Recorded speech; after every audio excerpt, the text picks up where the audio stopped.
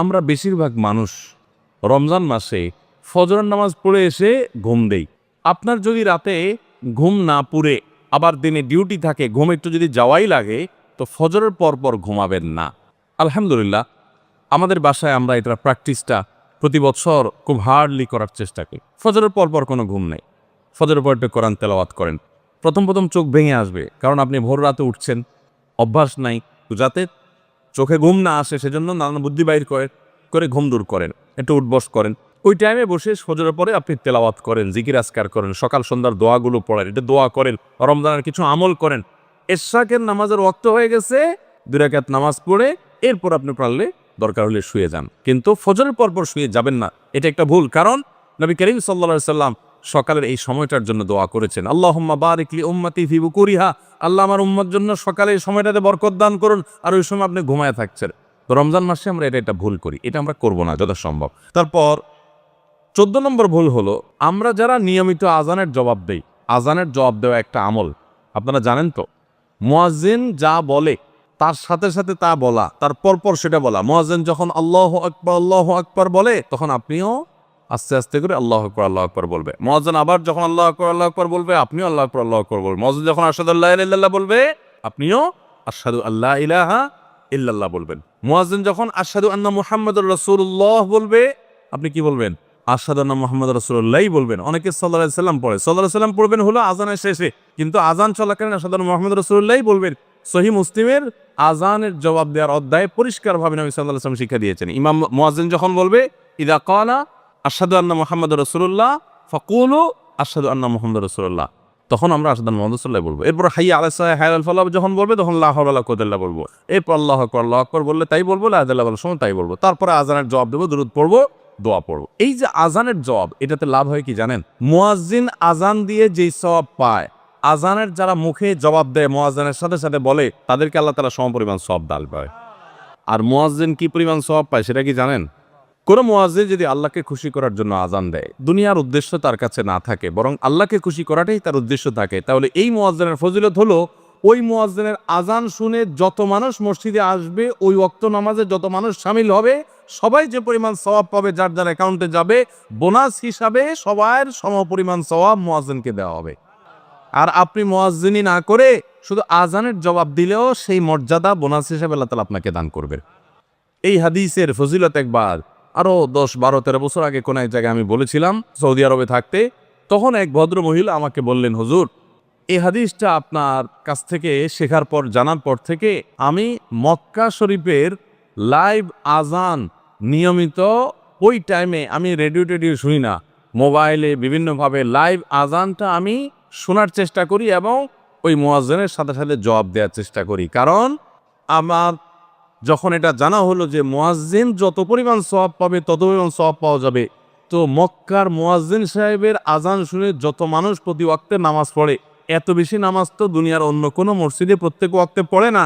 So আমি লক্ষ লক্ষ মানুষের নামাজ পড়ার সমপরিমাণ সওয়াব, মুয়াজ্জিনের পরিমাণ পেতে চাই, সেজন্য মক্কার লাইভ আজানটা আমি ফলো করি। সুবহানাল্লাহ, আমি অবাক হয়ে গেলাম। মানুষ আল্লাহর সন্তুষ্টির জন্য কতভাবে চেষ্টা করে, অথচ আমরা হেলায় হারিয়ে ফেলি। আপনার মহল্লার যে আজানটা সবার আগে আপনার কানে আসে, আপনার মহল্লার আজান, ওটা জবাব আপনি দিবেন, এরপর বাকিগুলো আপনি দিতে পারলে দিবেন, না দিতে পারলে না। এই যে আজানের জবাব, এই আজানের জবাবটা আমরা অনেকে 12 মাসে একটু আধটু দেওয়ার চেষ্টা করলেও, রমজান মাসে মাগরিবের নামাজের আজান, এটার জবাব নিয়মিত আজানের জবাবকারীরাও দেয় খুব কম। এটা রমজানের একটা ভুল। কেন দেয় না? কারণ সেই আসরের পর থেকে নিয়ে 10, 12 পদ, 13 পদ, 14 পদ ইফতার সামনে নিয়ে বসে যে দাঁত কচকচ করতেছিল, হাতগুলো শুধুমাত্র আঁকুপাকু করতেছিল যে কখন আপনার বেগুনি ধরবে, কখন পেঁয়াজ ধরবে, কখন বুটমরিতে হাত দিবে। যখন এই আঁকুপাকু করতেছিল, সূর্য ডুবছে, মুয়াজ্জিন সাহেব আল্লাহু আকবার হাঁকা শুরু হয়েছে, আর হুমড়ি খেয়ে অমনে ঝাঁপায়া পড়ছে, খাইতে খাইতে কখন আজান শেষ হয়ে গেছে টেরও পায়নি। ঠিক না বেঠিক? আপনি খান, ওয়াক্ত হয়ে গেছে, সাথে সাথে আপনি খেলেন, আজান শুনলেন, সাথে সাথে আপনি খেলেন, ভালো কথা। একটু মুখে দিয়ে খেতে খেতে খাওয়ার ফাঁকে ফাঁকে মুয়াজ্জিনের আজানের জবাবটা দিয়ে ফেলেন। কিন্তু ম্যাক্সিমাম মানুষ আমরা এই ভুলটা করি। আমি খেয়াল করে দেখেছি, যারা নিয়মিত আজানের জবাব দেয় তারাও দেখেছি এটা করে না, অর্থাৎ ভুল হয়ে যায়। তাহলে আমরা লক্ষ্য করবো তো ইনশাআল্লাহ। মাগরিবের সময় ইফতারের ফাঁকে ফাঁকে আমরা আজানের জবাব দিয়ে দিব। 14 নম্বর ভুলের কথা জানলাম, রমজান কেন্দ্রিক আমাদের 14 নম্বর ভুল জানলাম যে আমরা ইফতার খেতে খেতে মাগরিবের আজানের জবাবটা ভুলে যাই। এটা ভোলা উচিত না। রমজান মাসটা আরো বেশি করে করবেন, অন্যান্য মাসে করেন আপনি, রমজানে ইফতার অজুহাত দিয়ে মাগরিবের আজানের জবাব দিচ্ছেন, এটা গ্রহণযোগ্য হতে পারে না। 15 নম্বর আমাদের ভুল হলো আমরা তুফান মিল গতিতে তারাবি পড়তে পছন্দ করি। ঠিক না বেঠিক? আমরা চেষ্টা করি আমাদের মোবাইল যদি 4G গতি থাকে তারাবি যেন 5G হয়। সব কিছুতে স্পিড ভালো না, সব কিছুতে স্পিড ভালো না। আপনার নেটের ক্ষেত্রে স্পিড যত বেশি হবে তত ভালো, বুঝলাম।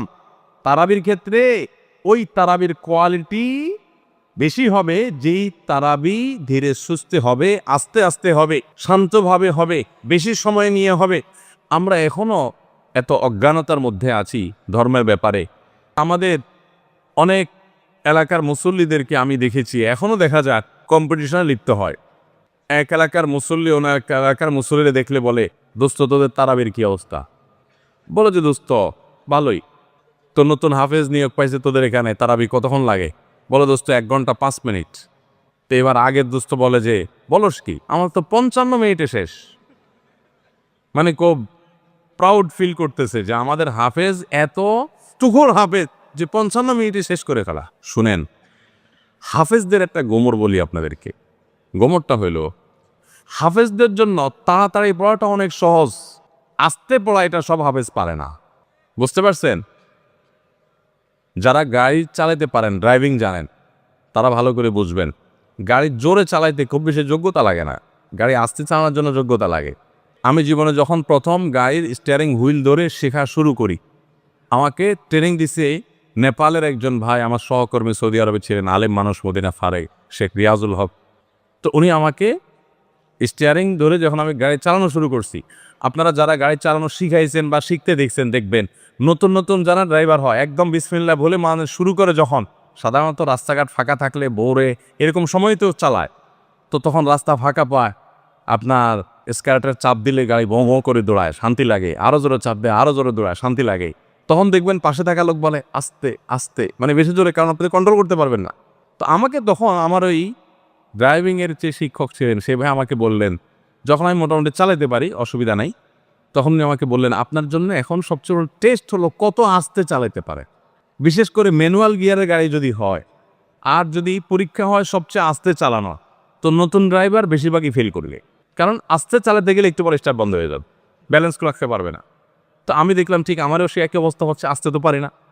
তো আমি বললাম যে ভাই আস্তে যে চালাইতে বলো তুমি, আস্তে তো চালাইতে পারতেছি না ভাই, জোরে তো ঠিকই পারি। আমার বলতেছে জোরে পালার জন্য যোগ্যতা লাগে না, তো চাপ দিলেই তো দৌড়ায়, তুমি ব্যালেন্স ঠিক রেখা দেখি কত আস্তে চালাতে পারো।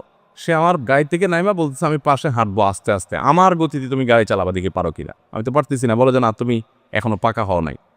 তো হাফেজদের অবস্থা একই রকম। হাফেজদেরকে যদি বলেন যে ধীরে ধীরে পড়েন আপনারা তারাবিতে, দেখবেন অনেক হাফেজ পারবে না, অনেক হাফেজ পারবে না, অনেকে পারবে, কিন্তু গতির সাথে তা পড়া এটা খুব সোজা কাম। ভাইরা আমার, আমরা তারাবিতে গতি দিয়া যদি পড়ি, অনেক মসজিদে আছে হাফেজ সাহেবরা বেচারারা গতিতে সাধে দেয় না, মুসল্লিদের মুক্তাদিদের চাপের চোটে ওই বেচারারা দৌড়ের উপরে থাকে।